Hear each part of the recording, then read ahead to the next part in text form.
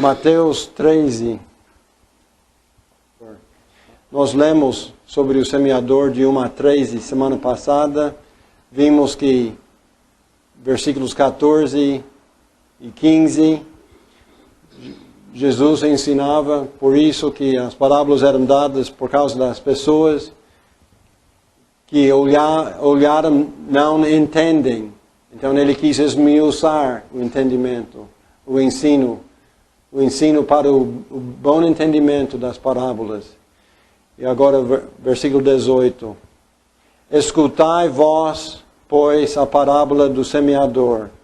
Ouvindo alguém a palavra do reino, e não a entendendo, vem o maligno e arrebata o que foi semeado no seu coração. Este é o que foi semeado ao pé do caminho. O que foi semeado em pedregais é o que ouve a palavra e logo a recebe com alegria, mas não tem raiz em si mesmo. Antes é de pouca duração, e chegada a angústia, a perseguição, por causa da palavra, logo se ofende. E o que foi semeado entre espinhos é o que ouve a palavra, mas os cuidados deste mundo e a sedução das riquezas sufocam a palavra e fica infrutífera. Mas o que foi semeado em boa terra é o que ouve e compreende a palavra e dá fruto, e um produz 100, outro 60 e outro 30. 4 tipos de ouvintes, 4 tipos de terras. Todos os 4 ouvem a palavra. E vamos olhar qual é a lição que Jesus está ensinando lá. Mas vamos voltar para Tiago capítulo 5, ler versículo 7. Vai ser Tiago 5 e 7 que nós queremos memorizar, ou pelo menos ficar mais familiar depois de hoje. Sede, pois, irmãos, pacientes até a vinda do Senhor. Eis que o lavrador espera o precioso fruto da terra, aguardando-o com paciência, até que receba a chuva temporã e seródia. Temporã seria a chuva que vem antes, seródia, aquele que vem depois do tempo, eu acho. Vamos ler juntos, Tiago 5, 7. Sede, pois, irmãos, pacientes até a vinda do Senhor. Eis que o lavrador espera o precioso fruto da terra, aguardando com paciência, até que receba a chuva temporã e seródia.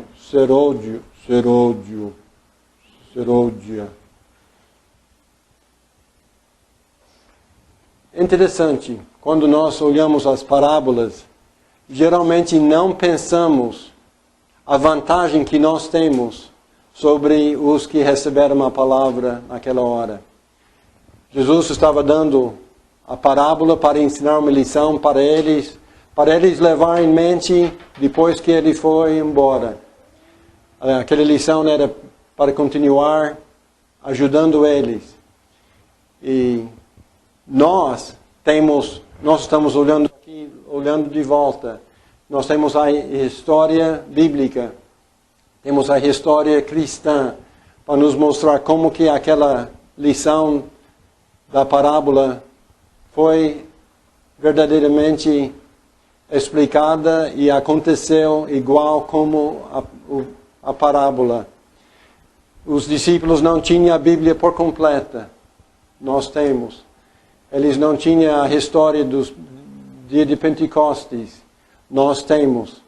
Então nós temos uma vantagem sobre eles porque nós podemos olhar pela história cristã e bíblica e ver como essas lições da parábolas foram verdadeiras e foram aconteceram.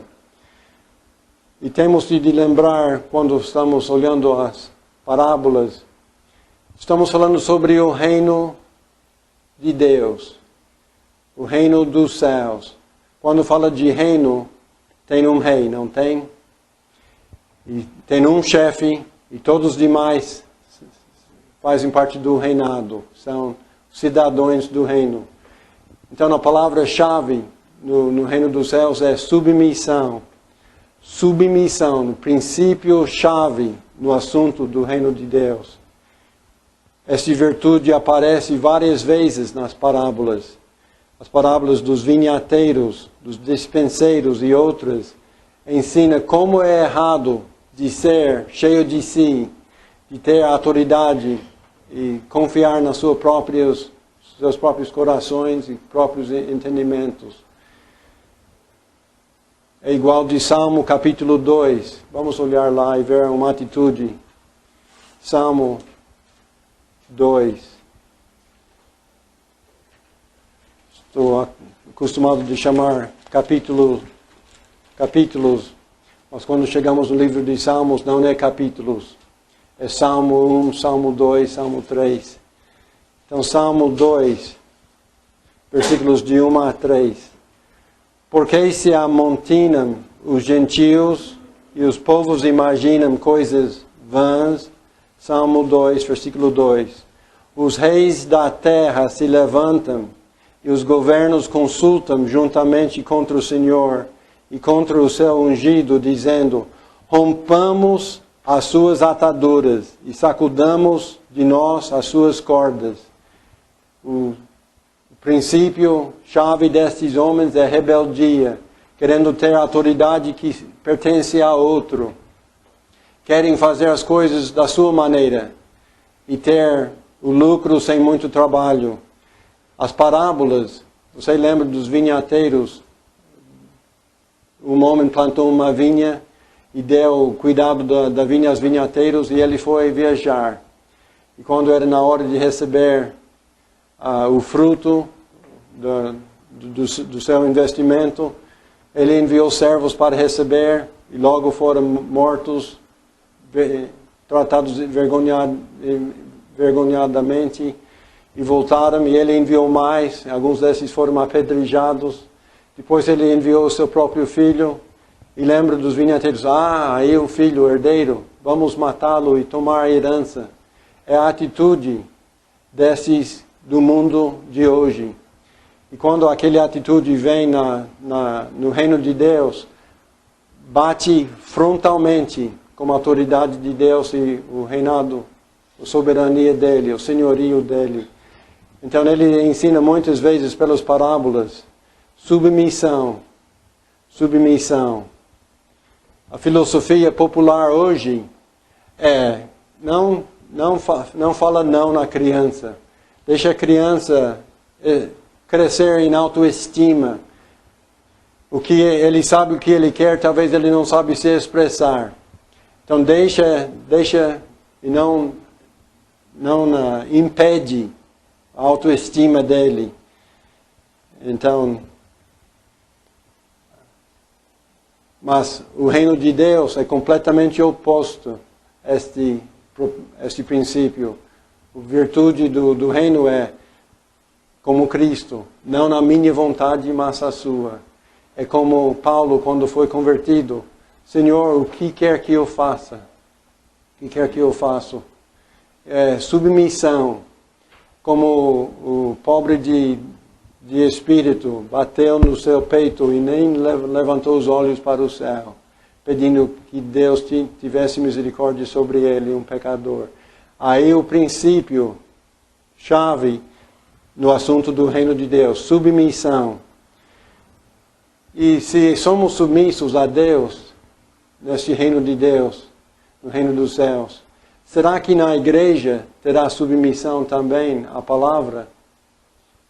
Amém? E quando a palavra soa, quando a palavra está exposta, a atitude nossa deve ser: não na minha vontade, mas a sua. Reprova-me, conserta, reprova, instrua, corrige, estabelece, não nos meus caminhos, mas as suas. Submissão é um princípio-chave.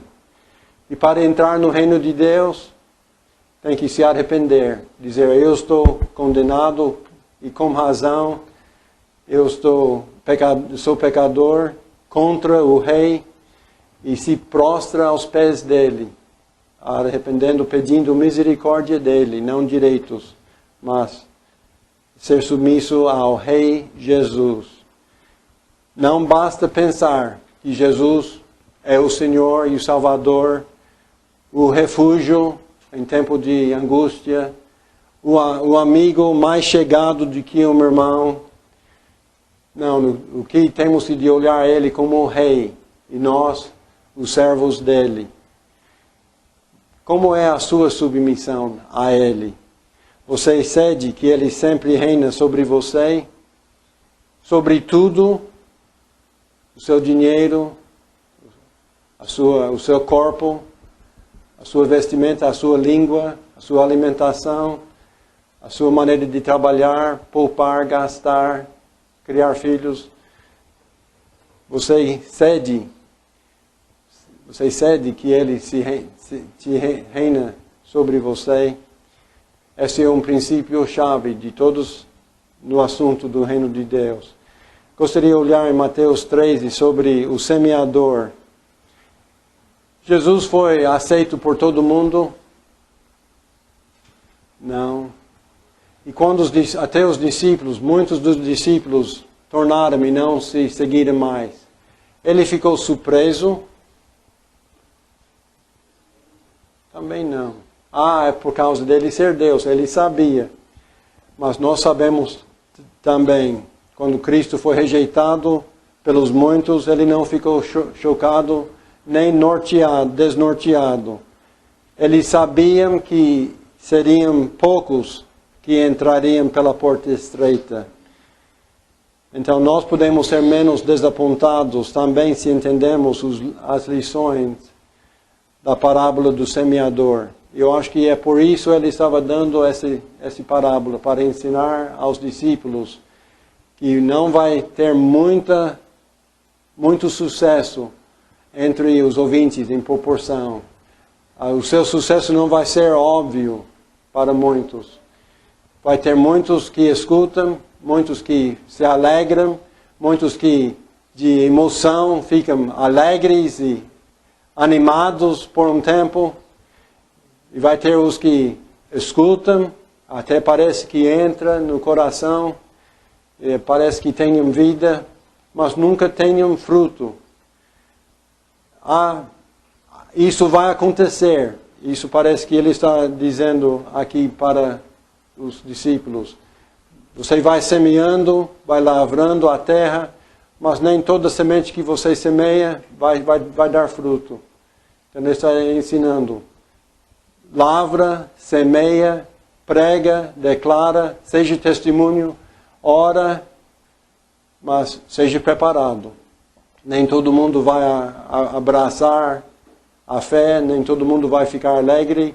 E os que fiquem alegres demais, que dependem muito em emoções, eles vão desviar logo, porque eles vão ser ofendidos. É interessante essa emoção.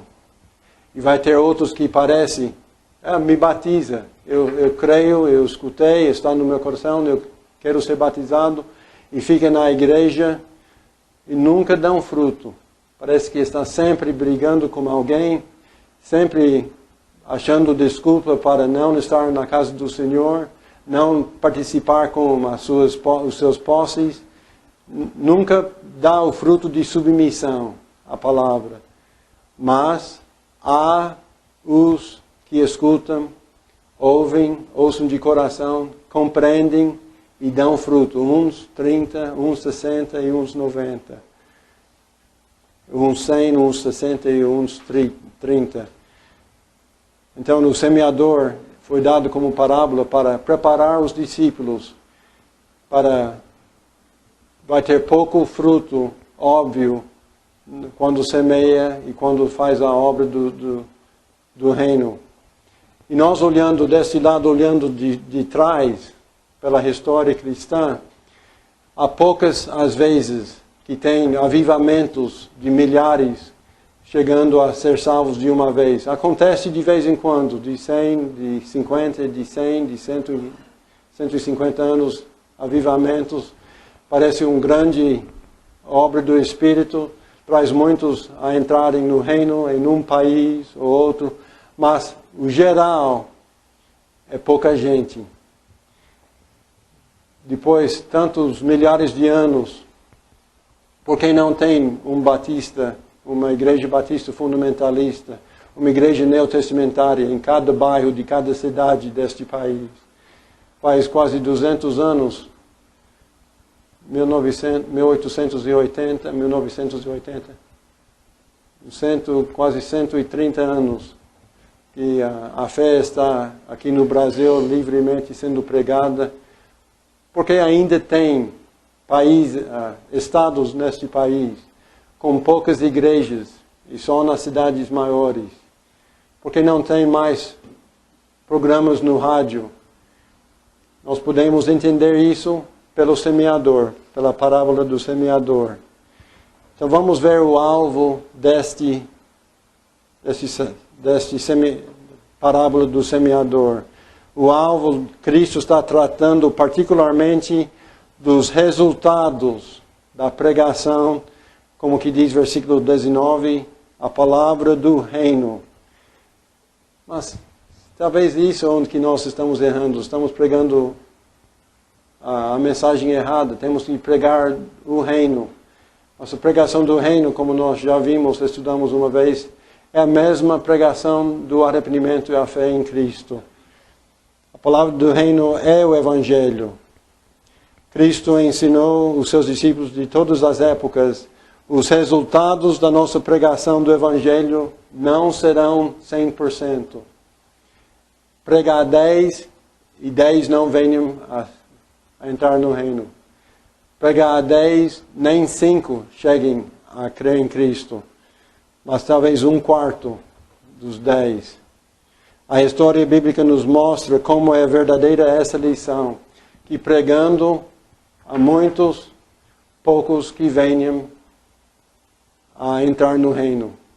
E imagina a própria vida, ministério de Jesus por 3 anos e meio. O próprio Jesus ministrando, fazendo milagres, sinais, falando só a verdade. E depois os discípulos, depois que ele foi embora, uns 50 dias depois, veio o dia de Pentecostes. E quantas pessoas estavam reunidas em Jerusalém naquele dia de Pentecostes? Vocês lembram? Isso é depois de 3 anos e meio de ministério de Cristo. E 70 discípulos foram de uma vez, 12 foi outra vez. Quantos tinha no dia de Pentecostes em Jerusalém?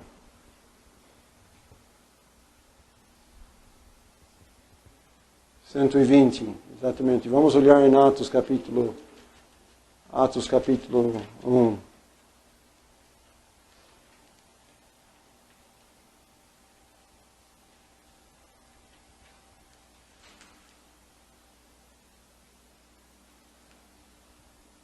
Antes do dia de Pentecostes, talvez no mesmo dia que Jesus foi embora para o céu, versículo 15. E naqueles dias, levantando-se Pedro no meio dos discípulos, ora, a multidão junta era de quase 120 pessoas. Disse, aí ele cuidou da reunião de negócios para escolher quem tomava o lugar de Judas. Mas em Jerusalém, 50 dias depois, a festa da Páscoa, a crucificação de Cristo, quantos eram reunidos? 120. E agora estamos 2000 anos depois. Graças a Deus que há milhares e talvez milhões que já partiram para o céu, mas em proporção a poucos da nossa pregação, poucos os resultados da nossa pregação do Evangelho. Mesmo depois do ministério de João Batista, Jesus veio batizando mais do que João, veio o próprio ministério de Jesus, mas no dia de Pentecostes o número da multidão junta era apenas 120 pessoas. Por causa da doutrina forte, muitos dos discípulos tornaram para trás e já não andavam mais com ele. Então, por isso, Jesus ensinava os seus discípulos, antes de acontecer as coisas, que o sucesso dele não era grande, nem sempre óbvio, e também o sucesso deles não vai ser grande e não sempre óbvio. E nós olhando, tomando a palavra de Deus literalmente para nossos dias, podemos entender que o nosso sucesso não vai ser também muito óbvio e não muito numeroso. Nós podemos prevenir muito a tribulação em nós, se nós tomamos essas lições para os discípulos, para nós hoje. Então, no ensino, este era o alvo, falando dos resultados da pregação. O ensino, há 4 resultados diferentes nos que ouviram. Voltando para Mateus 13, olha o versículo 18. Olha o versículo 19. Ouvindo alguém a palavra. Ouvindo alguém. Este que foi semeado ao pé do caminho. Olha o versículo 20. O que foi semeado em pedregais é o que ouve a palavra. Olha em versículo 22. E o que foi semeado entre espinhos é que ouve a palavra. E versículo 23. Mas o que foi semeado em boa terra é o que ouve. Então, no certo sentido, os 4 tipos, todas as pessoas estão ouvindo. Todas as pessoas estão ouvindo. Mas há 4 resultados diferentes nos que a ouviram. Primeiramente, versículo 19, tem os que não entendem. Eles estão ouvindo, mas não está caindo a ficha, como o brasileiro diria na gíria. Estão ouvindo, mas estão nem aí. Está entrando num lado e saindo no outro, não entendem. E isso vai acontecer quando você prega na sua casa, com seus colegas no trabalho, com seus vizinhos na sua rua, colegas na escola, etc. Alguns vão ficar ouvindo. E vai ser nada para eles. Então, seja pronto para isso. Versículos 20 e 21 são os que respondem apenas emocionalmente. Vamos notar as emoções em versículo 20 e 21.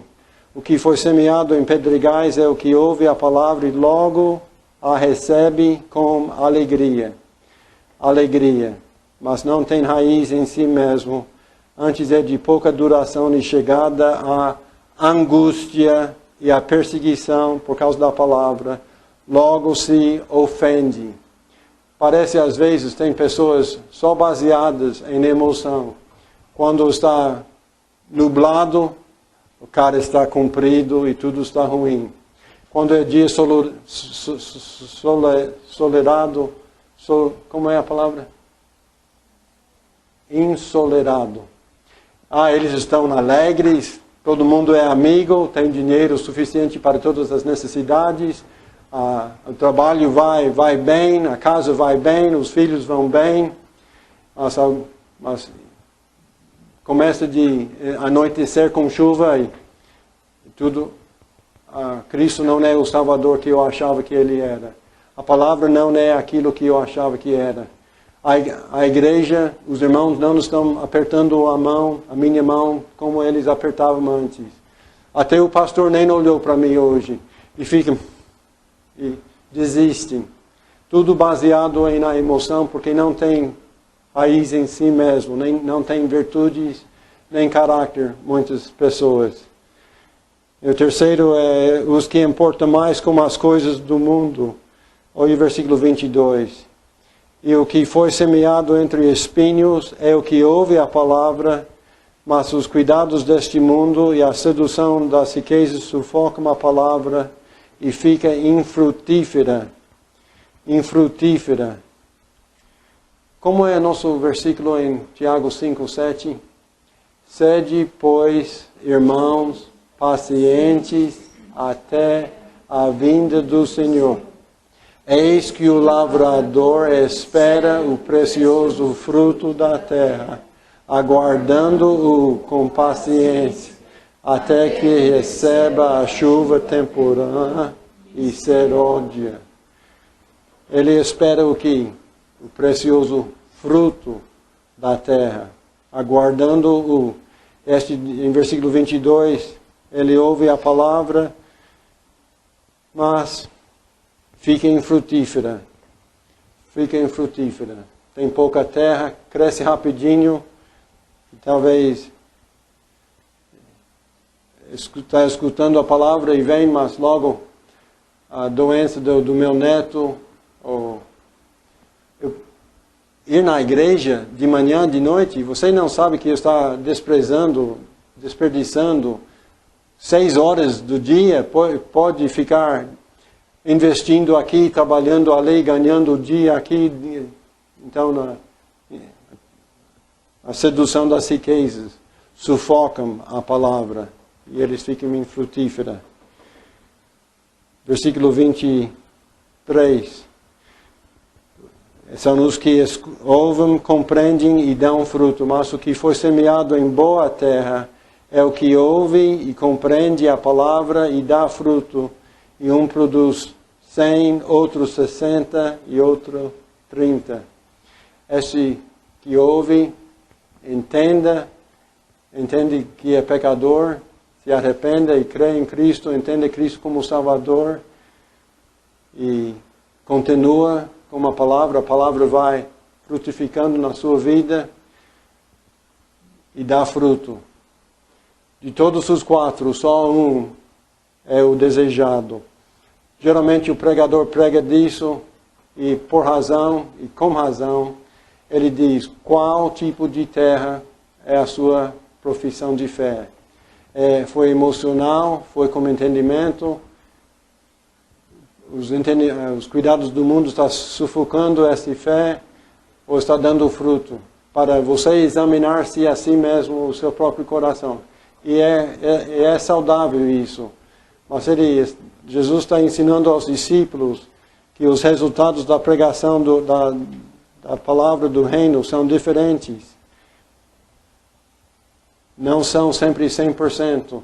Seja pronto para desastre, seja pronto para pessoas hoje te beijando e amanhã colocando a faca nas costas, conforme as emoções dele.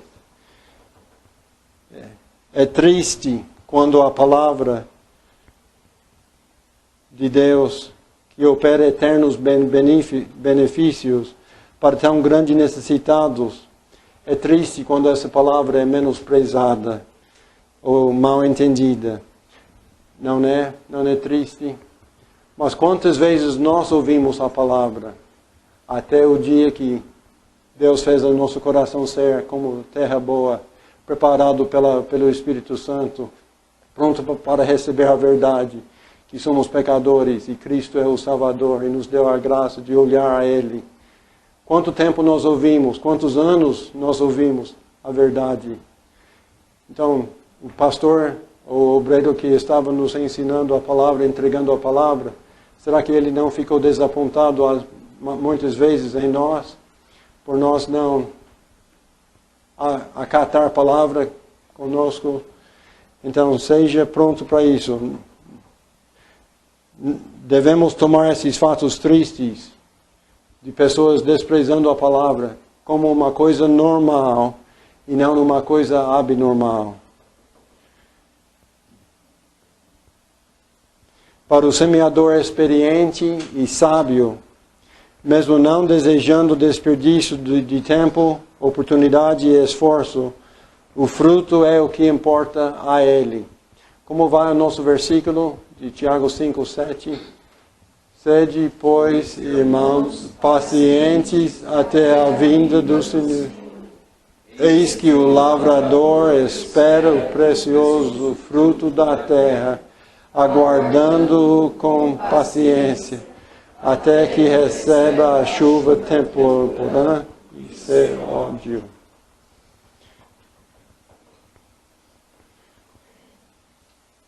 Como o sábio pregador observou em Eclesiastes 11:4, ele falou: quem observa o vento nunca semeará, e o que olha para as nuvens nunca cegará. Se nós, como trabalhadores na obra, no reino de Deus, se nós estamos ficando preocupados, mas a vizinha, eu preguei a ela 7 vezes e ela estava alegre para me ouvir, mas hoje ela nem me aceita em casa. O outro vizinho aqui, eu preguei a ele e ele gostou da minha entrada e saída e deixou a porta aberta ainda hoje para eu ir lá. Mas nunca cai a ficha, ele nunca entenda. Ele me aceita como aceita o espiritismo, o budismo, o catolicismo, o pentecostal. Ele aceita.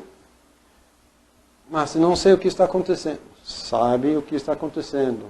Se você fica olhando ao vento, se você fica olhando as coisas que não dão fruto e fica preocupado nessas coisas, nunca vai semear, nunca vai lavrar e nunca vai ter fruto para ceifar. Para o semeador sábio, o fruto é o desejado, o mais importante, aquilo que recompensa todo o seu trabalho. O lavrador espera o que? O precioso fruto da terra, aguardando-o com paciência. Nós temos que ficar focalizados e sabendo que nem todo mundo vai acatar a verdade, mas devemos pregar a todos, lançar a palavra a todos. A nossa responsabilidade como semeadores é de semear. Amém? E quando semearam eles quiseram chegar ao ponto mais distante para aproveitar toda parte da terra preparada para a semente. Talvez ele jogou além daquele lugar para pegar aquele lugar. Então toda a nossa responsabilidade é pregar todos. Os que nós dão bem e os que nós não damos bem. Os que estão perto, os que estão fora. Faça pelo rádio, faça pelo jornal, faça pelo folheto, faça pela boca. A responsabilidade é de semear e esperar em Deus dar o fruto que lhe convém, que lhe agrada. Como 1 Coríntios 3:6. Paulo semeou, Apolo regou, mas Deus que deu o crescimento. Então vai semeando, vai regando o que outro semeou, mas espera em Deus ceder o fruto que lhe agrada. E aqueles que não entendem a palavra? Prega a palavra continuamente. E aqueles que não continuam alegres com a palavra? Não deixe isso te abalar. Prega a palavra. Cristo está ensinando os discípulos. E aqueles que só têm uma aparências e nenhum fruto, prega a palavra continuamente, pregando a todos. Somente semeando continuamente e a todos é garantido o fruto almejado, ou seja, o fruto que agrada a Deus, pois este é dado por Deus. Eu acho que Cristo estava ensinando os discípulos de ter paciência, porque Ele conhece o homem.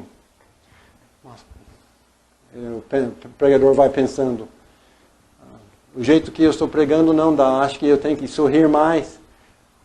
Talvez eu preciso dar um avivamento mais no povo, tem que ser mais pragmático. Se é pregar só a palavra de Deus, não dá. Então eu preciso dar lugar à palavra para teatro, drama, promoções, piadas, filosofias, escatologia e profecias. Isso, todo mundo fica de olho aberto, isso eu vou gostar. Mas se nós mudamos, se não semeamos a palavra, não podemos esperar o fruto que vem com a palavra. Amém? Então não devemos ser pragmáticos. Acho que Cristo estava ensinando. Discípulos, não sejam criativos com a palavra, para que ela seja mais atrativa, mais agradável, mais bem-sucedida. A palavra de Deus não precisa de métodos melhores. O que precisa é semeadores inflamados caídos em amor com Cristo, trabalhando. Pessoas que são consumidas com Cristo e que são satisfeitos a semear a semente incorruptível da palavra de Deus. Eu acho que Jesus estava ensinando os discípulos também. Vai ter todos esses que escutem e não vão te seguir. Não vão acatar a verdade.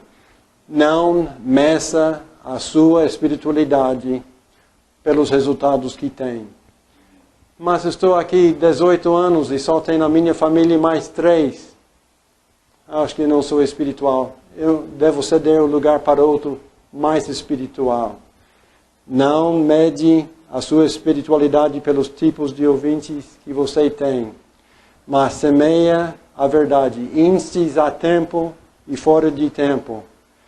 Fica orando a Deus que Ele dê o crescimento em nossas famílias, bairros, cidades e ao redor do mundo. Mas depende dEle. Não cede, não abra mão. Fique perseverante na oração. Seja fiel no seu testemunho. Faça o que deve fazer. Os ouvintes prestarão contas a Deus como cada um reagiu à semente. Então, a semente plantada ou semeada, cada um vai precisar dar resposta a Deus pelo que fez com a palavra ou não. Hoje é como no tempo dos apóstolos e dos discípulos. No tempo dos discípulos, muitos estavam em foco. Será que o reino de Deus chegou? Será que Jesus é o rei? Eu acho que sim. Será que a cronologia da profecia já está terminando? Será que a vinda de Cristo já aconteceu? Ele está aqui? O reino já começou?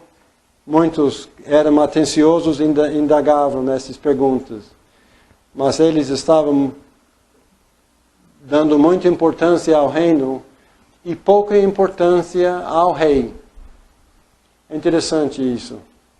Muitas pessoas estão interessadas na igreja, mas não no cabeça da igreja. E quem é o corpo? A igreja é o corpo de quem? Eles entram na igreja, fazem política, etc. Então, muito importante a igreja, mas não lembrem o cabeça da igreja. Há muitos hoje que querem decifrar as profecias, mas esquecem que o espírito da profecia é Cristo. Apocalipse 19:10. Cristo é o assunto. A importância maior em todos a parte do reino de Deus. Você terá Cristo como o rei para reinar sobre você. O reino milenar tem Cristo exaltado, reinando. O Rei dos Reis e Senhor dos Senhores. Não somos nós que faz Cristo ser exaltado, ou Rei, o Salvador e Senhor. Deus já fez Ele ser o Senhor. Deus já fez Ele ser o Rei. Cristo veio, Cristo morreu por nossos pecados, foi sepultado, ressurgiu, está sentado à destra do Pai. Cristo foi exaltado pelo Pai e dado todo o poder. Ele é a nossa semente para semear em todo lugar deste mundo.